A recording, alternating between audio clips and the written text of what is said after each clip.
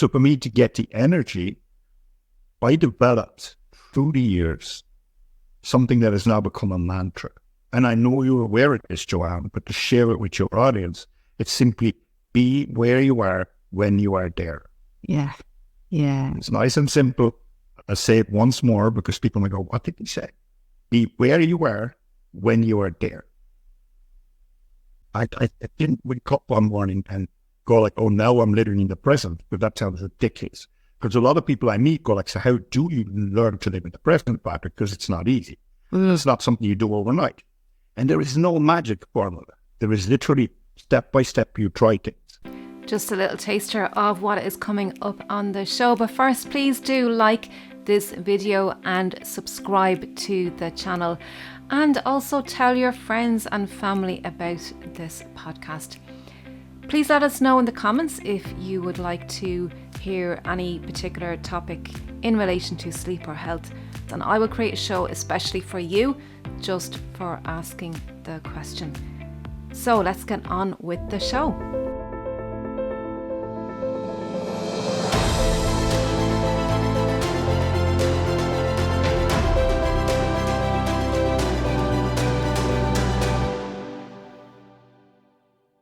Before we start today's video, please be sure to subscribe and hit the notification bell so you don't miss out on any new videos.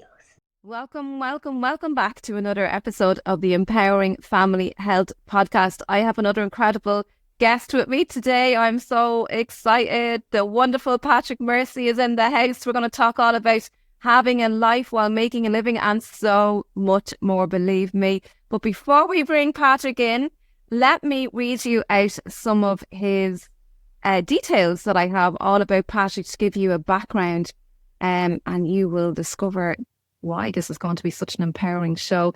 So coming from a background of corporate and retail management, Patrick is since 2007 a fully qualified life, career and business coach with the Irish Lifecoach Institute. He is also a Master NLP Practitioner, a qualified trainer, and this year, 2024, he is the president of the Professional Speaking Association of Ireland, of which I am also a member.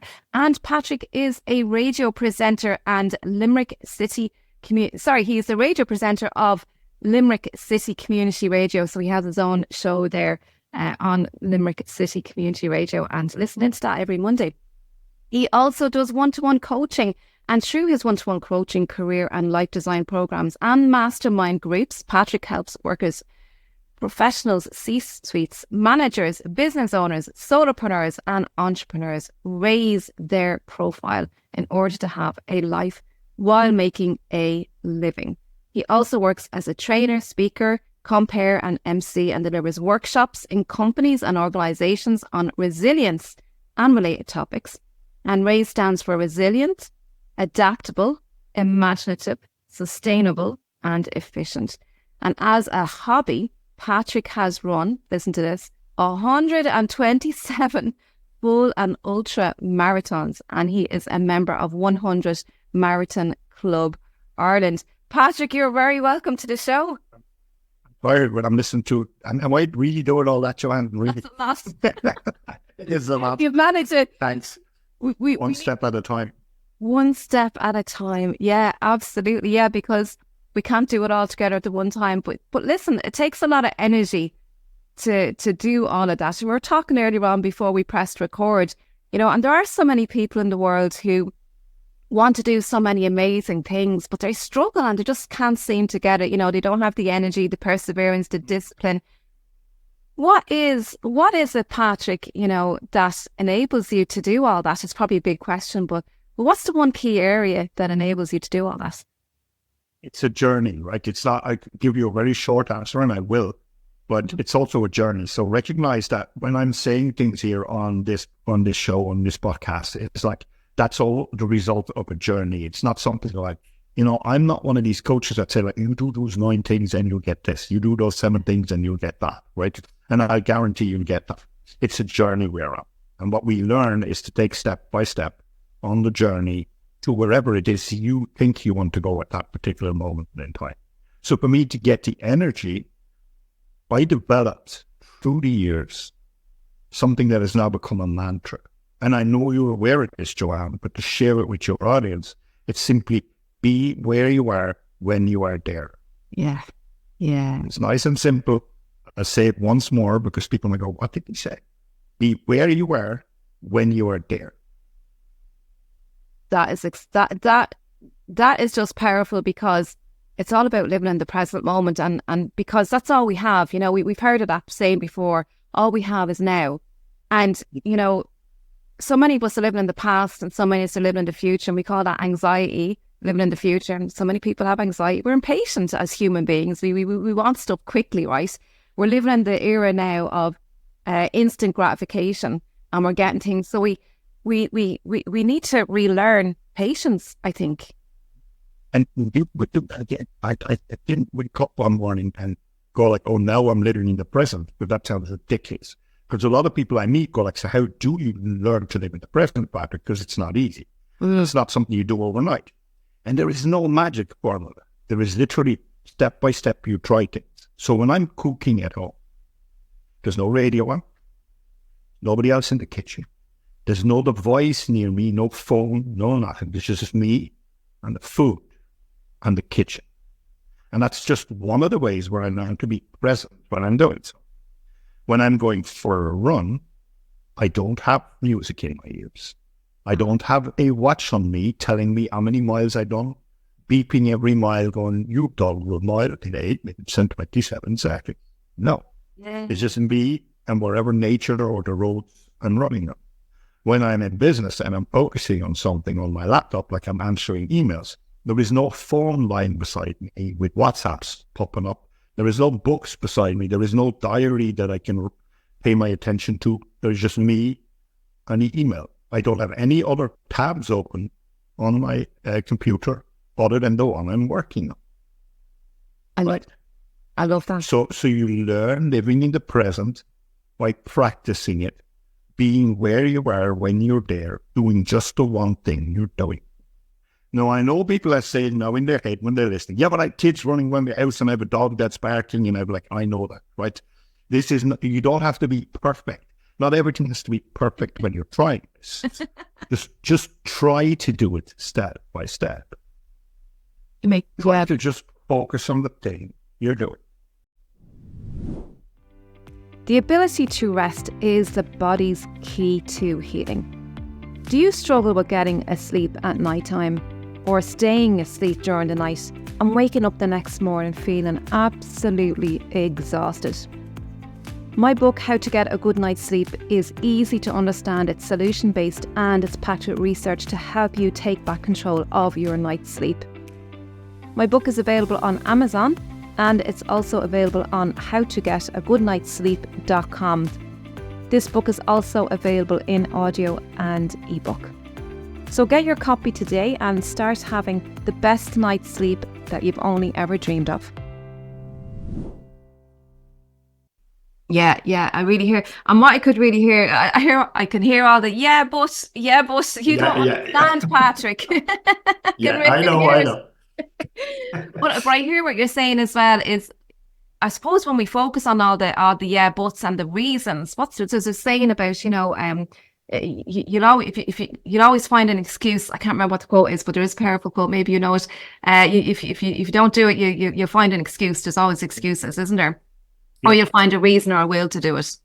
Yeah. Whether you think you can or you can't, you're probably right. That's another one. Yeah. That's another one. But people use that too much, right? So it simply is. Did I start doing this and it worked out perfectly? Did the dog stop barking? Did people stop asking me, Patrick, can you take the bins out? No. Did it bother me? Yes, in the beginning it did. Because I'm trying to focus here, right? And now it's just like, okay, I'll take the bins out and then I come back and I focus again. And one of the apps that really helped me, sorry for interrupting, but one of the apps that really helped me, because I have short attention spans sometimes, was Pomodoro, especially when I worked in my business. And Pomodoro, you can still find that back if you Google it. It's Pomodoro. It's a 25-minute timer that's sitting in the background. This is just to start up with. So for those next 25 minutes, you focus just on one thing. And then the alarm will go up after 25 minutes and you can take a break. Right. that's just another tool to help you focus. In the beginning, now I don't need it anymore. That's brilliant. I heard of you mention that before, all right, Pomodoro. And Pomodoro, yeah. And now that you mention it, yeah, because people, all these distractions in the business, because look, there's a lot going on in the world, is there, at the moment? We're distracted. We've got our phones pinging. People literally have their phones attached to them. And I've a lot to say about that, We're dependent on these devices too much. And like when you say live in the present moment, all there is now and what have you.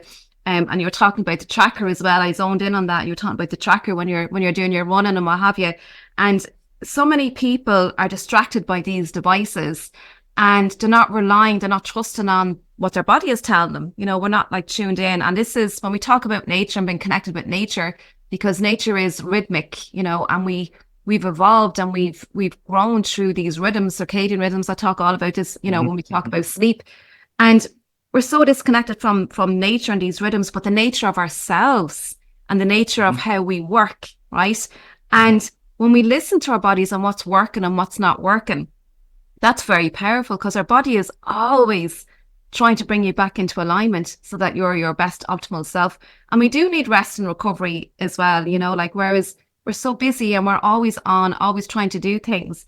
And how when you're doing your work, and because it's very important to rest, right? And we're in this 24/7 world, everything's on. Patrick, what do you do, or how do you get your rest? And what does rest look like to you during the daytime? Because we need to have that recovery time, whether we're working, whether we're running a marathon, whether we're cooking, doing a marathon cooking session, whatever. How do you find your rest? I have a collie, a dog collie, yeah. So that's my rest period sometimes. So like I know that later today, collies, very active dogs. So for instance, Shauna is her name. Shauna will need a walk. So that's a rest period for me. You say like you're going for a walk. It's an hour and a half, right? But that to me is a rest period, because I don't have to think about anything. I don't have to do anything. I don't have to reply to anything. It's just I just go for a walk with the dog. So that's a rest period for me. For instance, that's just one example. For me, doing things I love doing, like cooking, is a rest period. Cooking is not something that takes energy, it gives energy. Yes. So it's building those in. It doesn't mean, and I don't know what you think about it, it doesn't mean going sitting in a sofa necessarily and watching TV, because that would zap energy for me. Yeah. But that's just me, right? Yeah. If I sit 10 minutes in front of the TV, I start to get agitated. So like, what did he say? Jesus Christ, It's different for everybody. It's different for everyone, the rest, And there's loads of different types of rest. I'm reading a book at the moment called Sacred Rest, right? Can't remember the name of the author, Sacred Rest. And it talks about, because as a sleep coach, so many people are having difficulty sleeping. And I read a statistic, the National Sleep Foundation, 60% of people say that they find it very difficult to get a good night of sleep on a regular basis. And that's huge, right? But what it is, in my opinion, is it's like a rat race during the daytime. It's what we're doing during the daytime. We're not taking enough rest and breaks. And it's different for everyone. We're all individuals. And, rest, walking the dog is, even though you're physically doing something, you're taking a break from a task, right? And it's allowing you're walking in nature, you're connecting with nature, you're slowing down. It's probably allowing you to be creative. You probably get your best ideas when you come for your walk. And rest can look like many different things. Rest could be taking a break from a group of friends that just never stop talking, or negative talk even, that's a big one. And I can hear people shouting that say like, but I'm sitting at a desk from 9 to 5, Patrick. I can't take the dog for a walk, right? And I'm stressed out. And it's a high stress work or whatever, or there's always people.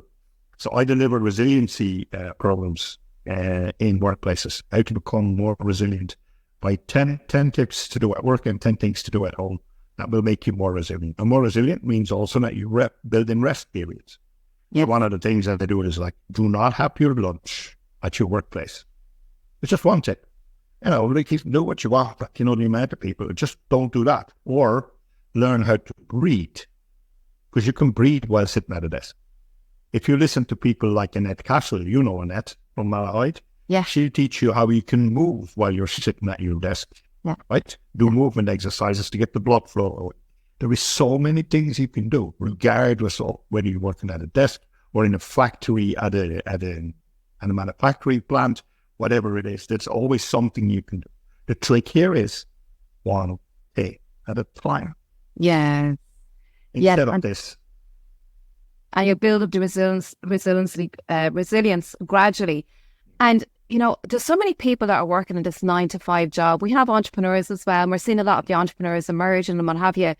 But this idea of work, you know, we have to work. You know, people have this belief we have to work to make a living, right? And, you know, you can look at your day, how we divide a day. We 24 hours in a day, and, you know, there's the work, rest and play, right? And like, what's that? The Mars a day, work, rest and play. That just reminds me of that. Yeah. But we break the day down. But people seem to, you know, a lot of people talk about work-life balance, right? And I often pondered on this work-life balance. So it kind of suggests that work is the majority of our life, right? Which is very exhausting. Can you talk to us a little about that? Because I feel we need to reframe that, because work isn't all of our life. It's part of it. It's necessary, but it's not the be all and end all. Can you elaborate on that? Because this is your area. If I could take work-life balance stuff and put it into a little packet this size, and then throw it back into the 1980s where it belongs, that'd be redone. But the whole concept is to me is completely outdated, and I know people still talk about it, etc. And I'm not. This is just my opinion. Yeah. Is that work-life balance is something that belongs to an era before the Y2K bug, the 1990s and 1980s. Yes, we need to change a bit, I think. Yeah, the idea that work and all the rest of your life are equal. Everything in your life, right? Your kids, your family, your me time, your spirituality, your exercise, your downtime, your holidays, the whole everything. Yeah. And then work is equal to that. That's ridiculous, isn't it? That's it. That is completely ridiculous, right? Work is something you integrate into your life. Yeah. Not balance it up against it. Yeah. That's what I mean with having a life while making a living. It's just one part of your life. And some people are entrepreneurs, and some people like to work at a desk, and some people like to do manual work, and some people like to do whatever it is you like to do. You balance it up against it. You don't balance it up. You integrate it, into your life. That's what you do. So it becomes a part of who you are. It doesn't define you. It doesn't define even part of you. It's just part of who you are. That's all. Just as important as your family. Or actually maybe less important. Because you can change your job, you can't change your family. Yeah. And that's a great explanation. So work is something that you integrate into your life, because your life is the whole circle. Yeah. And then you have the different segments. We call it, life coaches use the wheel of life. So we have all the different parts of our life that are equally important, and we need to sustain them. We need to have, we rate them from 0 to 10, what's the most ideal and where do we need to work on or whatever. And there's and career and work is part of it. It's one segment. It's only one segment. It's not like 50% of it. Come on. No. So tell us. So obviously it's important to make money as well, right? To pay our bills, have you? So you talk about designing your own work life. What it is, because and then you talk about strengths as well. Working on your strengths and on your skills, and you talk a lot about whatever job or work that you decide to do, that's really important that you like it, that you enjoy it, that it's something that you're good at. Tell us why that's important, rather than pleading with somebody for a job, just give me anything. Yeah.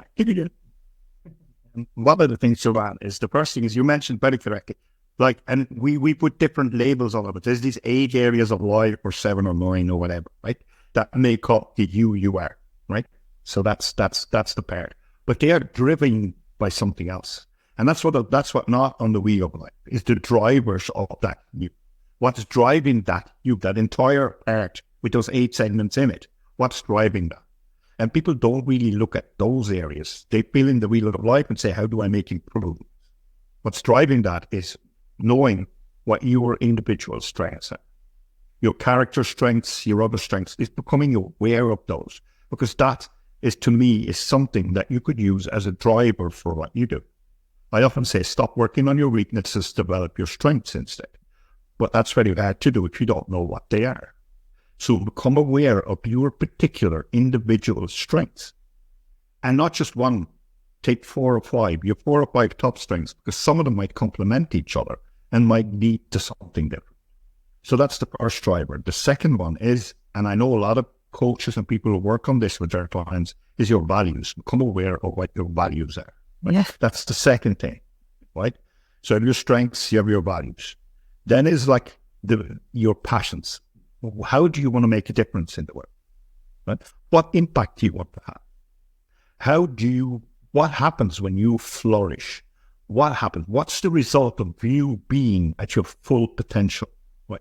What effects do you want to have on people around you, on your clients, on the world, in your community, in your organization? Doesn't matter. What impact would you like to see from your work? And the fourth driver then is like, your beliefs. You talked about money. What's your belief around money? Right? What's your beliefs around like energy? What's your beliefs around like whatever? So when you start working, those are the 4 drivers of that entity. So before you start defining what you want to do and where you want to go, maybe figure out what those 4 are. Right? Because they will drive where you are taking yourself towards. I love that, because so strengths, values, passion and beliefs, and there are drivers. And I love that, because so much of the time when people aren't focused on those areas, people are trying very hard, right? They're trying, and that word trying is even like, oh my God, it's such an effort and energy drainer. People are trying very hard to get somewhere when they don't have a root, a foundation, that's something that's driving it. So strengths, values, passion and beliefs, and they're all really, really important. And, John Demartini talks a lot about values and beliefs. We have Joe Dispenza and Bruce Lipton talks a lot about beliefs, and it creates our biology. And, so many of us have the stress hormones, the cortisol, the adrenaline, and that wears us out. And we have, we end up with burnout, so there's a lot of entrepreneurs, experiencing burnout. They're working so hard. And don't get me wrong, like, people who are very, very productive, it's great, but are you taking that rest? Are you taking that rest, and, because there's a lot of really, serial entrepreneurs and what have you, and it's great, but they're going to burnout. So that's something else that, especially in the entrepreneurial world, would you agree with that? Do you see that a lot with burnout?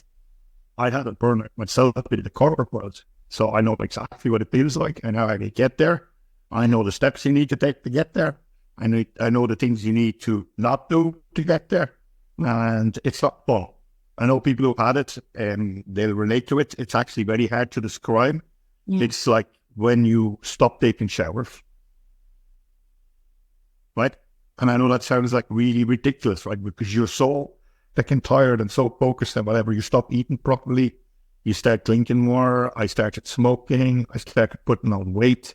Yeah. I started literally sometimes not showering for a week because I was like there was always something going on. And so that was burnout to me. It was like, I had no friends left. Well, not all friends left, but I didn't spend time with them. And I was traveling for work a lot. I was being entertained when I didn't feel like it. And at the end, it was just like. Yeah. Burnout is very big. It's a very big thing. And it happens gradually.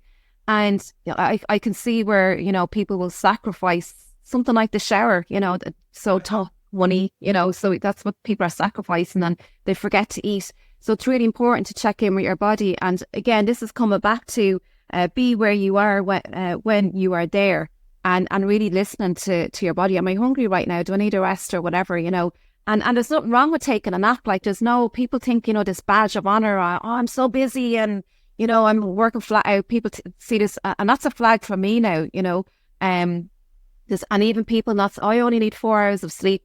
That's another, sometimes, and some people don't need as much sleep as others. So there is all of that. But, people start bragging about it and sacrificing, that's, and again, the rest, whatever the rest looks like for you, in the different areas. I live off 7 hours of sleep. So there, no need to brag. I only do 4 or 5 or 6. Yeah, 7 hours of sleep, and that's enough for me. And I know that whether that's 1 to 8 or 12 to 7, it's usually that because I'm an evening person. Yeah, and you value, and that's one of your values, and you prioritize that. because it's a value. And the same here as well. I absolutely love my sleep, and I see the benefits of sleep on, you know, on all levels, my relationships, even my physical health, immune health, so many different areas. God, we talk about that. That's another. Yeah. But energy is something that a lot of people are, and we need energy for the resilience. You talk a lot about the resilience as well. So it's coming back to the energy. We need that energy. And there's something that you say, Patrick, is you talk a lot about spending time outdoors. Will you tell us about that? Because you do a lot of your coaching even outdoors. Why is that important? I've identified that. When I look at who I am as a person, I identify now everyone. And I hate telling people what to do, but it would be a good idea to venture more outdoors as a human species than we are right now, especially in our Western world, right? Where we're so conditioned to be indoors. It's raining outside, Pat. I said, I know, put on a raincoat. It's like, it's cold outside. You put on a scarf, right? A scarf. But my deal I made with myself, when I stopped getting colds, when I stopped getting slumps at 3 o'clock in the afternoon, when I stopped getting those things, was when I made a deal with myself to spend 2 to 3 hours a day outdoors. Minimum 2 to 3. And again, it doesn't matter how busy I am. And then people say, I hear them say, yeah, but I'm busy and I can't, and like, whatever. You'll be surprised when you look at yourself individually that you can find things you can do outdoors. You mentioned, I have clients I go for a walk. Yeah, absolutely. So that's an hour outdoors. Coaching session outdoors. I've done them on the beach, in the forest, in Stephen's Green in Dublin, walking around 10 times Stephen's Green. It doesn't matter where you do them, right? It's outdoors. Brilliant. And it's like, you'll be surprised the energy you get from simply being outdoors. Yeah. Well, there's a lot of science behind it as well, isn't there? You know, I mean, there's the oxygen in the air, and we absolutely need oxygen. Is one of the vital elements that we need for life, and all our cells need oxygen to make energy. So we need oxygen, and we also need the daylight as well, so that those photons from the light in our vitamin D, and we get energy from the sun as well, believe it or not. There's so much that the sun, even if it's behind clouds, right, we're still getting the benefits. And it's also helping with our circadian rhythm. And we are creatures of rhythm and, you know, of nature as well. So coming back to, so there's many reasons why we need to get outdoors. And our indoor, we're boxed up, especially during the winter time, and our indoor air quality is actually worse than outdoors. So we need to go outside and get fresh air. There's something else I want to touch on, Patrick, and we're running out of time, is goals. So we are, at the time of this recording, we were at the start of 2024. And a lot of people want to make New Year's resolutions, new goals. Can you talk to us about how to do that effectively? You know, what's your take on that? Well, I set an intention 2 days ago that I'm going sober for 2024. Now, if you ask me, is that a goal? I'm going to say immediately, no, it isn't. Because you know what? It might last longer than 2024. But I don't know that yet. Right? Stuff might happen in 2024, which means I raise a glass of champagne. I don't know that yet. But it is my intention to not drink any alcohol for 2024. Now, I know why I'm doing it. So I know the motivation, right? I know why I'm doing it. Right? I've ran 1 or 2 marathons for the last 2 years. I'm not 21 anymore. And I go like, jeez, I love running. I absolutely love being out there with a group of people. Sometimes only 50 of us, and run a marathon like in the middle of nowhere, somewhere in Ballingar or through a park where you have to bring your own water and your own food, and just spending the day out in nature, just running around like a little bit. So if I want to do more of that, then what are the things that you replace things with? You know, now I'm doing this, what do I replace it with? I want to start running again. So that was one thing. Says I can just give up drinking alcohol for 2024. Again, this is not a goal, it's an intention. Why am I saying this with such passion? Is that over the last 16 years as a coach, I've seen client after client after client, and not through my fault and not through their fault. Even though I know how to set goals and I know exactly what to do and I know the SMART goals and I know everything, all the philosophy around that, is that in the end of the day, my clients get overwhelmed by the need to achieve the goals they set for them. Yeah, it's hard. At some stage, they get overwhelmed. And yes, I'm a really good coach, even if I say so myself, and I can coach them through that. Yes. But they still get every single time overwhelmed by the idea of needing to achieve this particular goal. And then feeling a failure, fearing success. So if I reach this goal, I need to set another one. Yeah. Jesus, and I'm going to have to set goals for the rest of my life. Oh my God, that's scary. And I was like, what? Does that mean like for the rest of my life? Like I can imagine when I'm 70 and I need to set goals for myself. It's tiring, right? It is. Setting intentions just seems to be, it's like what I want to do, not rather than what I have to do. The goals seem like I have to do this. Yeah. It's harder. And the overwhelm, I really get that with the overwhelm. And it's really important that when you are setting, if you want to call them goals or intentions, but I love coming from intentions because it's what you want to do and you have an intention. Like there's no, penalty. Yeah, I know. So the last person I talked to without protecting the identity, because I'm a coach, like would have been like someone I sort of they set the intention in the first call with me to start working on projects because that's something that's really beneficial for them. It's something they really enjoy doing. Is running on projects. This is a person who's in a 9-to-5 job where they do the same thing all the time. So they set their intention for the next step in their career to be working either on projects. Yeah. Now, projects can be many things. It can be training. It can be in any industry. But it's setting that intention. So it needs to be project work. It needs to be people-facing, right? So not behind the desk. And it's setting those clear intentions for their target. That's the first step. Okay. They don't need to know what job they're going to do in which company, which sector. It's just first setting those intentions. So the goal is not, I need a job within the next 3 months. The intention is, my next step in my career will have these particular things in it because they're really me. And that's the big difference, right? Needing to have my next step in my career in 3 months and then my next one in 5 years and my next one in 10 years, you're constantly chasing stuff. What do you do when you're chasing stuff? You're not being where you were when you were there. The possible intentions. Yeah. Sorry, go ahead. Possible. Yeah. Whereas this person now knows, step by step, I'm working towards my intentions for my career. Yeah. Right? Yeah. So where are we going to get with this? When I stopped setting intentions for my runs 1 year without thinking about it, without focusing on it, without just step by step each weekend running where I felt like I ran 43 marathons in 1 year. Now, you don't need to say, wow, that's amazing, because it wasn't, because it was just what I was doing at the time, right? I could have never set myself that goal. At most, at the time, I would have gone 2 marathons a month and I would have been scared by it. And that would have been 24. And I did 43 by simply each weekend going like, are we doing that in this weekend? No. Just go online, go like, look, there's a marathon in Athlone on Saturday and there's one in Edison Sunday. Why don't we do those two? Right? Do them. Yeah. And that became just a thing you do. Right? Yeah, so you're able to make your decisions quicker as well. I can hear that.